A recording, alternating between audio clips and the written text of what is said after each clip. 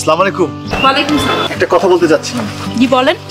আপনার নামের প্রথম অক্ষর কি যেন? স দিয়ে মানে। আমি কি কখনো আমার নাম বলেছি আপনাকে? না, বলেননি তো।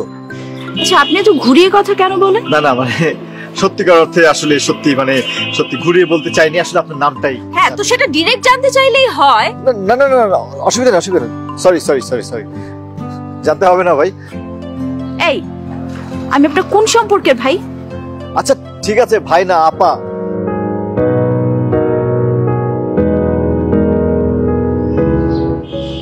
আমি সাদিয়া।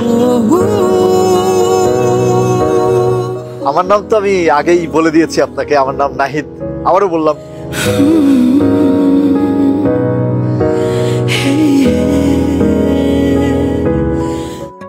এমনটা তো নাও হতে পারতো আমার সাথে, অথবা আমার মৃত্যু হতে পারতো, কিংবা আমি পৃথিবীর আলো বাতাস গায়েই মাখতাম না।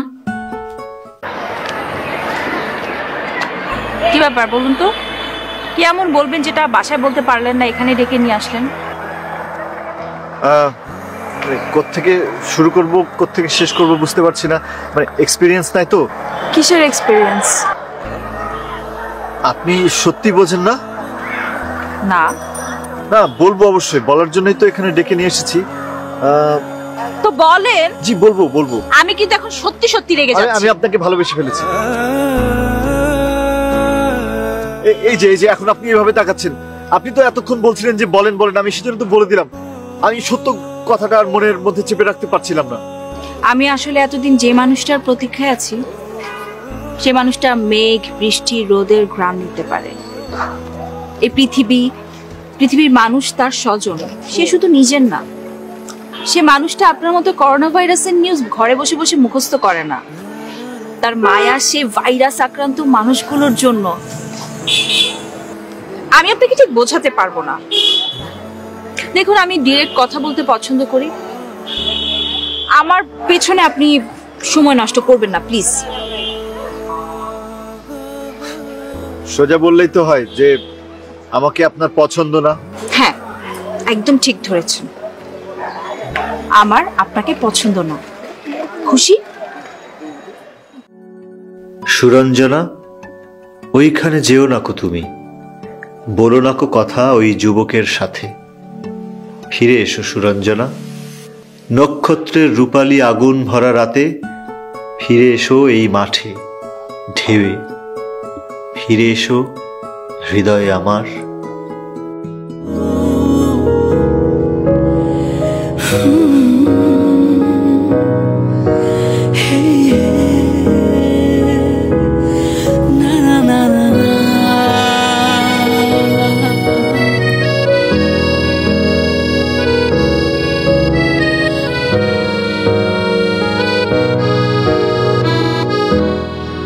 ভালো।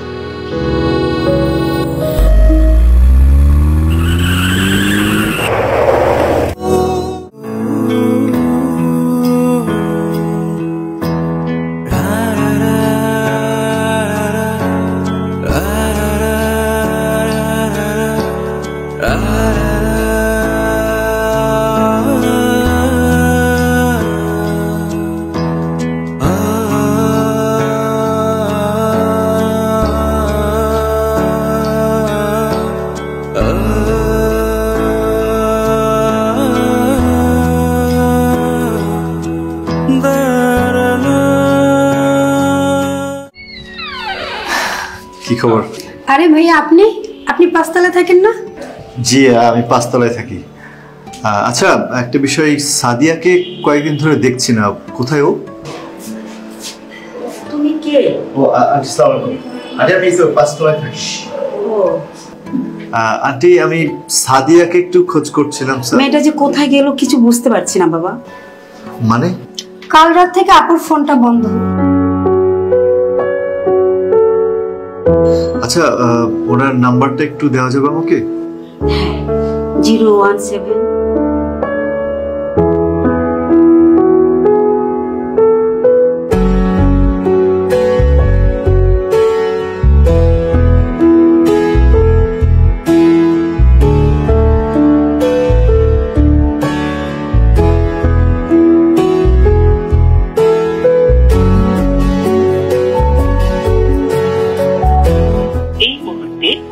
সংযোগ দেওয়া সম্ভব হচ্ছে না।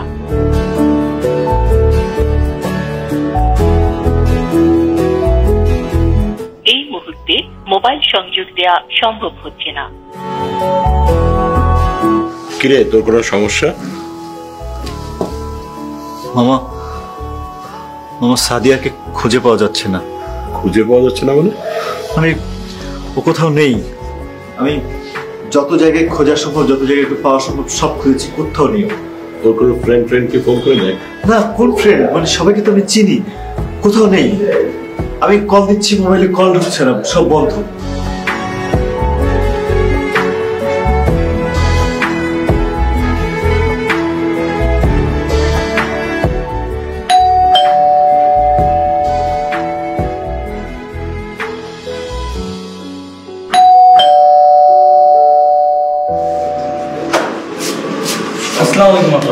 ওয়ালাইকুম সালাম। আফা, এই মাসের ডিশ বিলটা পরে আসেন তো, এখন না, পরে আসেন।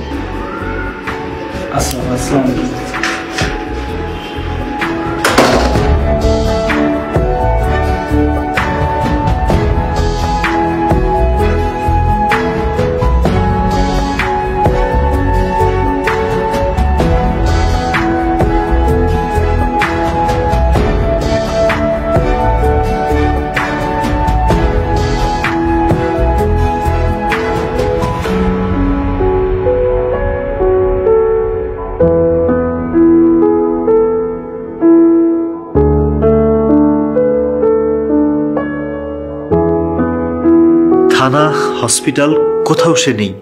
আর কোথায় এভাবে তাকে খুঁজবো বুঝতেও পারছি না। আমি কেন তাকে খুঁজছি? সে তো আমার বন্ধু না, কাছের কোনো আত্মীয় না, খুব বেশি পরিচিতও না। তার জন্য আমার এমন কেন লাগছে?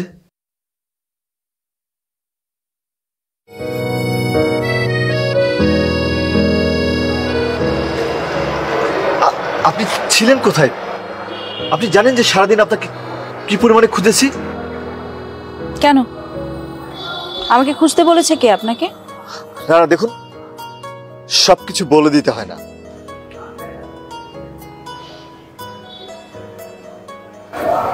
জরুরি কিছু বলবেন এখন? হ্যাঁ, জরুরি একটা কথা বলবো। কাল আপনি আমাকে একটু সময় দিতে পারবেন? আমি আপনাকে কিছু কথা বলতে চাই। সকালে পার্কের সামনে আমি অপেক্ষা করব। কথা দিতে পারছি না। আপনি চাইলে নাই আসতে পারেন, কিন্তু আমি অপেক্ষা করব। ঘাস ফড়িং, ফুল, জল, জ্যোৎস্না, সমস্ত কিছুর ঘ্রাণ পেতে আমি অপেক্ষায় থাকব।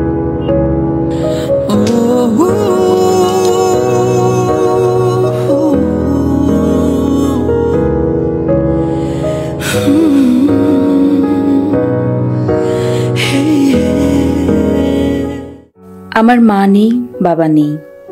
ভেবেছিলাম নিজে মা হব একদিন, একটা সংসার হবে, কিছু সম্পর্কের গন্ধ পাওয়া হবে। ভালোবেসে গোপনে বিয়েও করছিলাম।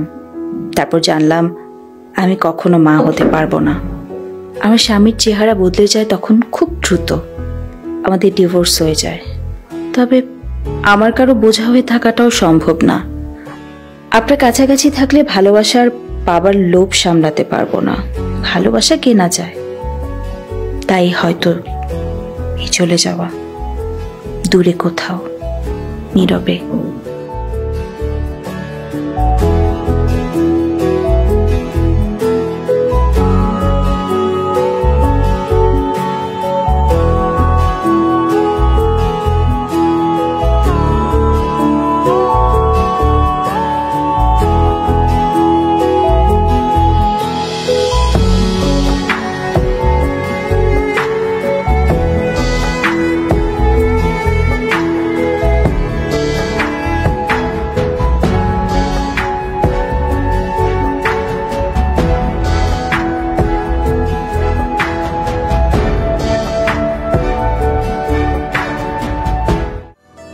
নাহিদ।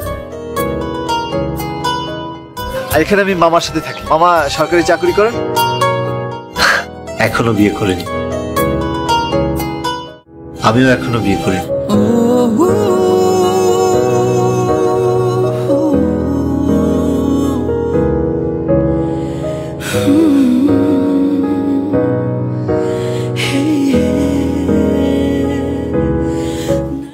আপনার যাওয়া হচ্ছে না, কারণ আমি আপনাকে ধরে রাখছি। যদি ছুটে যেতে পারেন তো যান।